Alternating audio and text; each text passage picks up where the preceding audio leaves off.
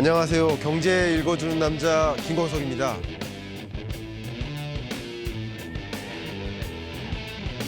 너무 많은 분들께서 사랑해 주시고 관심 가져주셔서 감사합니다. 그 관심과 사랑을 보답한다는 뜻에서 더 많은 그 열정과 시간을 들여서 이 경제 콘서트를 통해서 여러분들께 많은 경제적인 지식과 어떤 트렌드를 이해할 수 있는 그런 시간을 드려보도록 하겠습니다.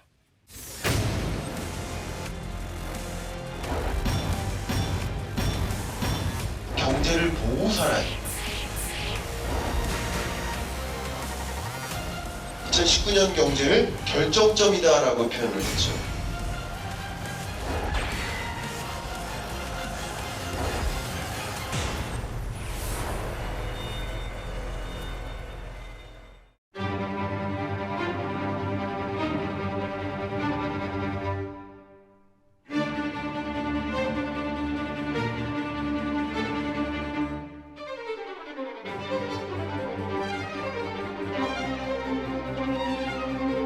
(2019년) 한국 경제가 어떻게 흘러갈지를 들여다보기 위해서 저는 늘 보는 그 선행지표가 있습니다. 통계청에서 발표하는 경기 선행지수, 경기 종합지수에는 경기 선행지수와 동행지수로 구분이 됩니다. 한번 보겠습니다. 안타깝게도 동행지수와 선행지수가 둘 다 하락하고 있습니다. 이 지표를 보실 때는 여러분 100을 기준으로 보세요. 아시겠죠? 100을 기준으로 봤을 때 이미 18년 중반부터 떨어지기 시작했는데 특히 100 이하로 떨어져가지고 계속 하락합니다. 도대체 어디로 하락할지 잘 모르겠습니다. 2010년 이래로 가장 낮은 수준이에요. 이렇기 때문에 한국 경제가 마치 1997, 8년에 경험했던 IMF 외환위기가 다시 온 거 아니냐 하는, 국가 부도의 날이 다시 오는 거 아니냐 하는 그런 이야기들이 계속 넘쳐나는 겁니다. 이렇게 안 좋은 상황인 거예요. 안 좋은데 선행지표마저 안 좋다라고 일단 정리를 하겠습니다. 저는 이 경기 선행지수도 굉장히 중요하지만 또 한 가지 꼭 빠짐없이 보는 지수가 바로 OECD 경기 선행지수입니다. 개인적으로 수많은 선행지수 중에 가장 신뢰하는 지표를 저는 OECD 경기 선행지수로 꼽고 있습니다. 특히 우리나라가 잘 되는지 못 되는지를 그냥 보면은 우리나라는 잘 될 수도 있고 못 될 수도 있는데 세계 경제 속에서 우리나라가 어떤지를 보는 게 더 중요하거든요.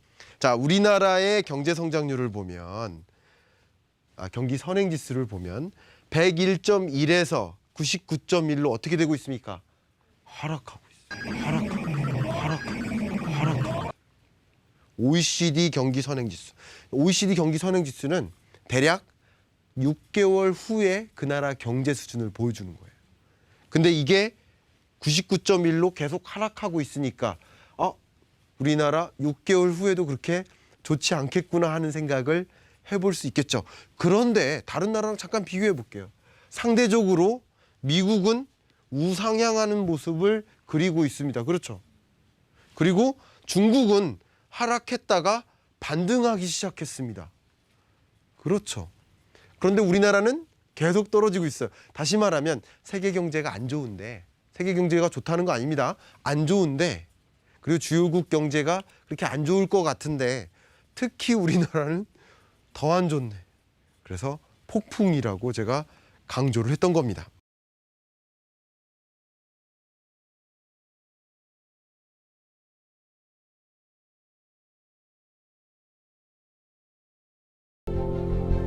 제가 경제라는 지표를 꼭 볼 때는 경제는 뭐다? GDP다. 빵집의 총 매출액이다. 100만 원어치 매출액이 작년에 있었다 그러면 그게 GDP 규모다. 그리고 경제 성장률이라는 지표는 빵집의 매출액이 100만 원이었으면 그게 100만 원이었다가 올해는 105만 원으로 몇 퍼센트 늘었는지가 경제 성장률이다라고 말씀드렸죠. 지난주 꼭 다시 한번 보시면 됩니다. 그 이야기 했습니다. 자, 그런데 GDP, 경제 규모라는 GDP라는 지표는요. 빵집의 매출액이 100만 원이 있어요. 근데 이 100만 원이 어디로 쓰이는지를 좀 봐야 돼요. 지출 항목별이라고 표현을 해요. 지출 항목별. 그걸 이제 국민계정이라고 하고요. GDP를 국민계정상으로 보는데 지출 항목별로 본다고 해요. 자, 그럼 따라해 보세요. GDP는 경제다. 됐죠? 자, 그다음 GDP는 이렇게 구성됩니다. 한 가지 소비. 예, 또 따라해 보세요. 투자. 그다음 순수출. 마지막으로 정부 지출. 자, 이 정도 지표는요. 여러분 잠깐 동영상을 멈춰 놓고 암기해 보셔도 좋아요.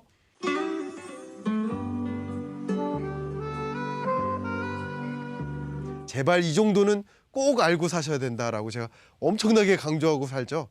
마치 내가 응급실에 실려갔어요. 지금 다쳐가지고 실려갔는데 뭐 깨워요. 깨우면서 이름이 뭐예요? 당신 이름이 뭐예요? 그러면 김광석 이렇게 얘기하잖아요. 근데 GDP가 뭐예요?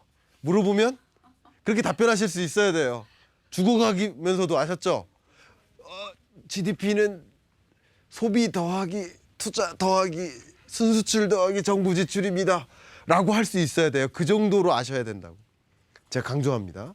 그 정도로 아셔야 된다. 제가 왜 그 얘기하냐?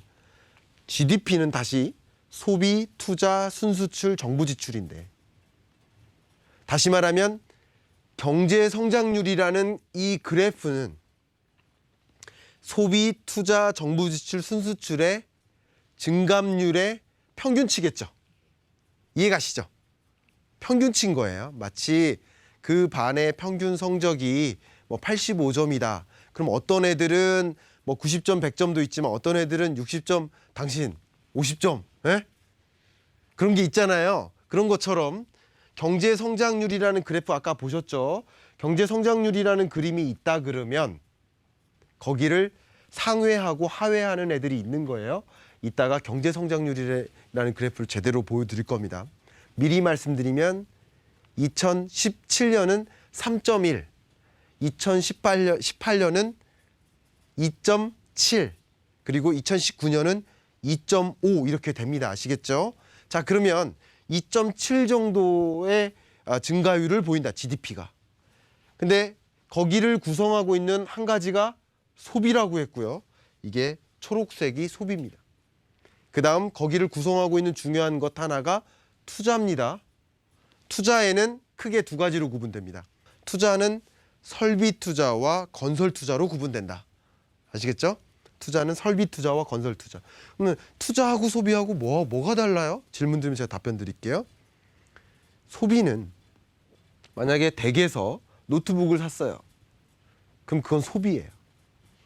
근데 매일경제신문사라는 회사가 노트북을 샀어요.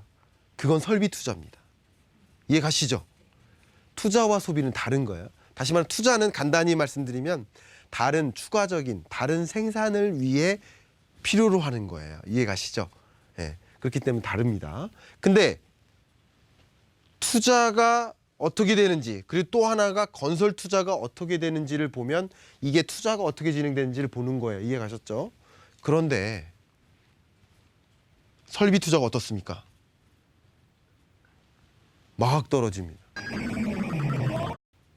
건설 투자가 어떻습니까? 막 떨어집니다. 경제 성장률이 2.7%예요. 그런데 설비 투자와 건설 투자가 마이너스예요. 제가 투자는요, 경제의 엔진이다라고 강조합니다. 투자는 경제의 뭐다? 엔진이다. 투자가 꺼지면 경제가 꺼지는 거예요. 왜냐하면 기업들의 투자가 활성화됐을 때 자연스럽게 양질의 일자리가 나오는 거예요. 그랬을 때 양질의 일자리가 나오고 양질의 일자리가 나와야만 많은 분들이 고용되는 거예요. 고용이 살아나요. 그러니까 투자는 고용의 선행 변수예요. 아시겠죠? 그럼 투자를 보면 2019년 안에 고용이 좋을 리가 없다. 그래서 제가 2019년은 고용 없는 경제라고 제가 정의를 합니다. 이 고용 없는 경제는 또 다른 시간에 우리 경제 콘서트에서 제가 다뤄드리도록 하겠습니다. 제대로 다뤄드리도록 하겠습니다. 그런데 보시는 것처럼 투자가 이렇게 꺾입니다. 그러면 고용이 회복될 리가 없고, 고용이 침체되면 여러분 일자리가 없으니까 소득 수준이 어떻게 돼요? 떨어지는 거죠. 그럼 소비마저도 어떻게 될까요? 떨어지죠. 소비도 그렇게 좋지 않습니다. 2.7%라는 경제 성장률을 하회하는 모습이 이어지고 있습니다. 그리고 어쨌든 투자가 엄청나게 꺾였다. 그래서 2019년 문재인 대통령이 뭐라고 했습니까? 민간 기업의 투자를 이끌겠다.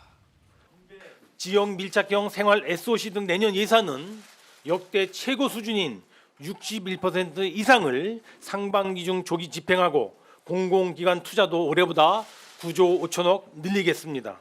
많은 투자를 이끄는 방법들이 여러 가지가 있어요. 한 가지는 뭐 규제 완화, 규제와의 전쟁.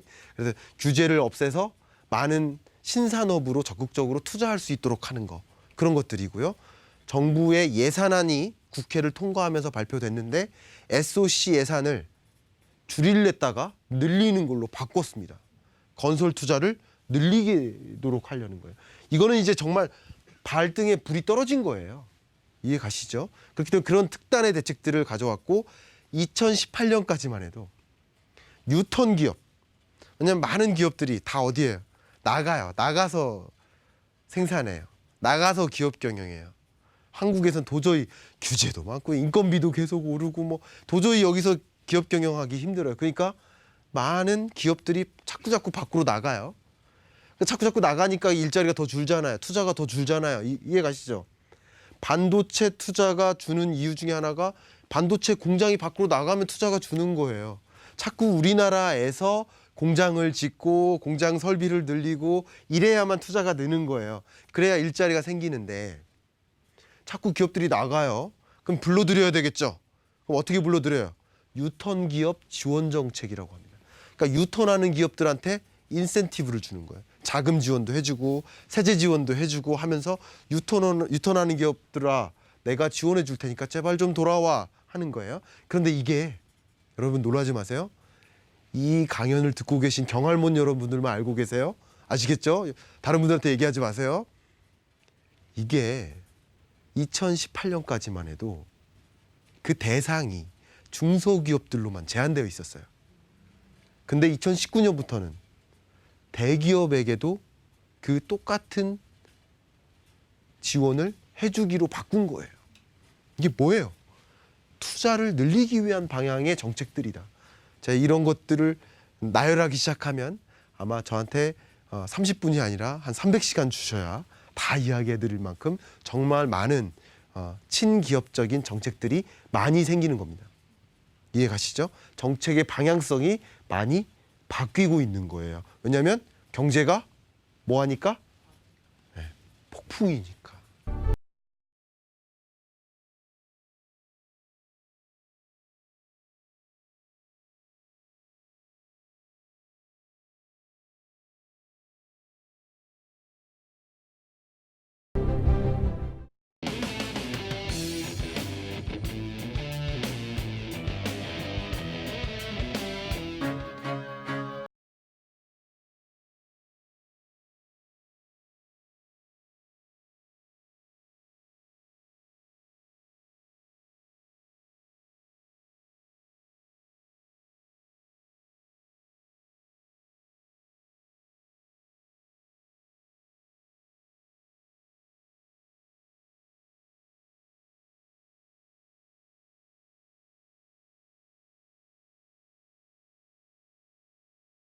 가 바로 평균 소비 성향이라는 지표입니다. 한번 따라해 보세요. 평균 소비 성향. 네, 이거는 띄어서 쓰시면 안 됩니다. 붙여서 써야 됩니다. 소비 성향의 평균치가 아니라 평균 소비 성향이라는 단어예요. 자, 평균 소비 성향이란 분모에 뭐를 둬요? 가처분 소득을 둬요. 소득을 두는 거예요. 소득. 분자에 뭐를 둬요? 소비 지출액을 둬요. 간단히 말하면 나의 총 소득 중에 얼마만큼을 소비 지출하는가를 보여주는 지표예요. 그런데 평균 소비 성향이 어때요? 이 짙은 검은색에 가까운 색깔. 완만하게 하락하죠. 계속 하락합니다. 제가 이것을 연령대별로 쪼개봤어요. 혹시나 20, 30대는 상승할지, 혹시나 40대는 상승할지, 혹시나 60대 이상은 상승할지 다 뜯어봤는데 다 뭐예요? 하락하죠. 근데 그 중에서도 하락세가 가장 뚜렷한 그 계층은 누구예요? 60대 이상입니다. 그러면 중요하니까 잠깐 일어날게요. 60대 이상의 인구가 많아지면 우리나라의 소비가 더 중장기적으로 위축되겠구나 하는 합리적인 추론을 해볼 수 있겠죠. 초고령 사회의 정의는 그 고령 인구에서 10%, 20% 이상, 전체 인구에서 고령 인구가 20% 이상이면 그 나라는 고령 사회예요. 근데 우리나라는 고령 사회에 2026년에 진입한다고 하고 있습니다. 전망되고 있습니다. 그런데 다른 나라랑 한번 비교해 보세요. 고령화 사회에서 고령 사회에 진입하는데 걸린 시간, 그리고 고령 사회에서 초고령 사회로 진입하는데 걸리는 시간을 보세요. 우리나라가 굉장히 짧죠. 다시 말하면 여기서 무슨 이야기가 도출돼요? 우리나라는 그 어떤 나라보다 고령화 속도가 빠르다. 그럼 아까 이야기했던, 다시 돌이켜보세요. 평균 소비 성향이라는 지표가 하락하고 있는데 고령화 속도가 빠르기 때문에 평균 소비 성향이 점점점 더 하락하겠구나 하는 그런 생각을 해볼 수 있을 것 같죠? 맞아요. 그러니까 우리나라의 소비마저도 중장기적으로 회복되기가 굉장히 어려운 여건하에 있구나. 그래서 이게 그냥 단순히 일시적인 침체가 아니라 2019년을 시작으로 해서 20년, 21년, 22년 점점 소비가 더 위축되지 않을까 하는 그런 걱정들이 굉장히 많은 상황이라고 볼 수 있겠습니다. 물론 이게 탓하지 말아야 돼요. 제가 여기서는 그 많은 이야기를 해드리기가 어렵지만 그렇기 때문에 많은 기업들이 어떻게 해야 돼요? 시니어 비즈니스를 추구해야 됩니다. 아주 간단한 예를 들어보면, 예를 들어서 독일에 있는 한 마트 회사, 카이저라는 마트 회사는요, 이 트롤리에 뭐를 달았는지 아세요? 의자를 달았어요. 의자가 부착돼 있어요. 그러니까 장 보다가 쉬어가면서 노인들을 위해서, 그러니까 시니어 프렌들리한 그런 환경을 마련하는 거예요. 그런 게 시니어 비즈니스입니다. 예를 들어서 안티에이징 화장품을 더 개발한다든가 이런 여러 가지 방식을 통해서 이 고령 사회의 진입, 고령화 속도가 빠른 우리나라로서 나름대로 대응을 해 나가야 되겠다라는 것을 강조해서 설명드립니다. 되셨죠? 2017, 18, 19년 한국 경제가 안 좋은데요. 안 좋은데 그나마 그 위에 있는 이유가 2.7, 2.5 정도의 성장 속도를 유지하는 이유가 이 위에서 평균적으로 끌어당기는, 여러분들 다 60점, 50점, 70점 맞는데 여기 두 분이 지금 90점, 100점 맞으니까 평균이 나름 85가 나오는 거 이해가시죠? 그러면 나름대로 이 평균치를, 경제 성장률은 이 다른 지표들의 평균치라고 했죠. 그럼 평균치를 지금 2.7, 2.5로 유지하는 애가 있을 거 아니에요. 그 애가 누구다? 수출이다. 다시 말하면 우리 한국 경제는 그나마 수출 때문에 버틴 것이다. 수출이 우리 경제를 지지해 준 것이다. 이렇게 생각해 볼 수 있겠죠. 그런데 지금부터 말씀드리겠습니다. 전체 수출, 우리나라 총 수출액에서 반도체 수출이 몇 퍼센트나 차지할까요? 반도체 수출이 20% 차지합니다. 여러분 다 아시겠지만 세계적으로 반도체 시장 규모는 꾸준히 성장하고 있습니다만, 그러나 우리나라의 반도체는 중국의 기술 추격으로 인해서 경쟁력, 공급사적인 경쟁력이 좀 떨어진다는 평가를 많이 받고 있고요. 또 중요한 게 뭐냐면 반도체 가격이 하락하고 있습니다. 그러니까 초코파이를 10개 팔다가 또 20개 팔 수 있는데 10개 팔 때 1원이었어요. 근데 20개 팔 때는 0.4원이에요. 그러면 초코파이 열심히 팔아도 전체 수출액이 어떻게 되는 거예요? 줄어드는 거잖아요. 가격의 하락. 그러니까 여러 가지 반도체 산업이 맞이하고 있는 그 엄청난 그 폭풍 걱정됩니다. 고용이나 소득 분배 같은 경기 지표가 좋지 않은 상황이지만 우리나라의 주력 수출 품목인 반도체 수출의 부진으로 그런데 반도체 산업이 나름 수출 속도를 유지해온 이유가 많은 산업에서 쉽게 말하면 많은 기업들이 다 데이터 센터를 마련하고 있어요. 빅데이터 산업이 굉장히 중요하다 보니까 데이터 센터, 제가 한 금융사의 데이터 센터에 방문한 적이 있는데 어마어마한 규모에 있습니다. 그럼 그 데이터 센터에 다양한 메모리 반도체가 들어가거든요. 그러니까 이 반도체 수출이 계속 늘었는데 이제 빅데이터 센터를 다들 구축한 거예요. 포화된 거예요. 그리고 스마트폰도 다 어떻게 됐어요? 포화된 거예요. PC, 노트북 다 포화된 거예요. 그러니까 반도체 수요가 포화를 이루고 점차 둔화되고 있는 모습입니다. 그러니까 수요적인 측면이나 공급적인 측면이나 가격적인 측면 여러 가지 면에서 반도체 수출이 굉장히 장애물을 만난 느낌이다. 그런데 반도체 투자를 보겠습니다. 우리나라의 반도체 설비 투자를 볼게요. 설비 투자에서도 대략 한 20%나 차지합니다. 그러니까 이게 만약에 반도체 설비 투자도 꺾이고 반도체 수출마저 꺾이면 굉장히 한국 경제가 더 안 좋겠다는 생각이 드는데 사실 이 수출액을 짚어보는 선행지표가 또 투자입니다. 설비 투자가 늘어나면 수출액이 늘어날 거라는 것을 예상할 수 있잖아요. 그렇게 투자가 위축되는지를 봐야 되는데 투자가 위축되고 있으니 이 반도체 수출이 그렇게 크게 늘어나기가 어렵겠구나라는 생각을 또 해볼 수 있죠. 여러 가지 관점에서 반도체 수출이 그렇게 어두운 상황입니다. 그렇기 때문에 수출마저 그렇게 긍정적이지 못하다 이렇게 평가 내려집니다. 이제 남은 시간 동안 마무리하겠습니다. 한국 경제는 그래서 어떻게 흘러갈까? 2017년은 3.1 그리고 2018년은 2.7 제가 변곡점이라고 했습니다. 왜냐하면 2017년이 나름 반짝 성장을 했기 때문에 3%대 이상의 나름의 높은 속도를 유지했기 때문에 이거를 계속 유지할까 아니면 다시 꼬꾸라질까를 걱정하는 잘 모르는 시점 변곡점에 비유한다라고 제가 지난주에 말씀드렸는데요.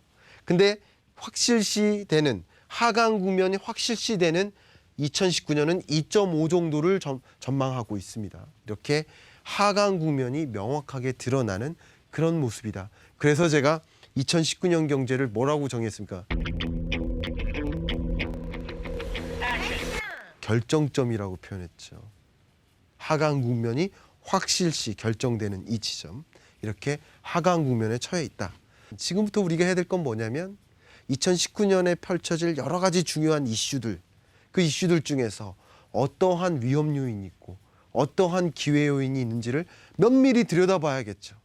면밀히 들여다보고 나름대로 그런 위험 요인들을 잘 피해 나가고 그런 위기 요인뿐만 아니라 어떤 나름대로의 기회 요인들을 잘 포착해서 투자 의사결정이든 기업의 전략적 방향성에 대한 의사결정이든 정부의 정책적 의사결정이든 그것에 편승돼서 그 경제의 흐름에 맞게 계속 의사결정해야 되지 않을까 그런 생각을 해봅니다.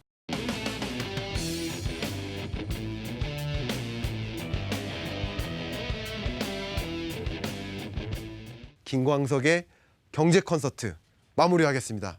감사합니다.